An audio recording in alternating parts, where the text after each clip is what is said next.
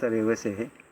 मला कृषी विभागातर्फे 20 बाय 20 मीटरचा शेततळ मंजूर झालं आणि त्याच्याप्रमाणे सगळे खोदून ते सगळं काम व्यवस्थित पूर्ण केलं. त्याच्यानंतर मला आत्माअंतर्गत मत्स्यबीज 2 डबे मत्स्यबीज श्रीयुत मनोज वाकळे सर हेही मला मिळवून दिले. तसेच मला प्रशिक्षणही दिलं. त्याच्यानंतर मी आता मासे व्यवस्थित तिकडे उत्पन्न काढून मी ते मार्केटला विकतो. तसेच माझे मासे विकतो. शिवाय आमच्या घरचे खायला पण ते उपयोगी येतात. शिवाय मला आर्थिक सहाय्य भरपूर झालेलं आहे.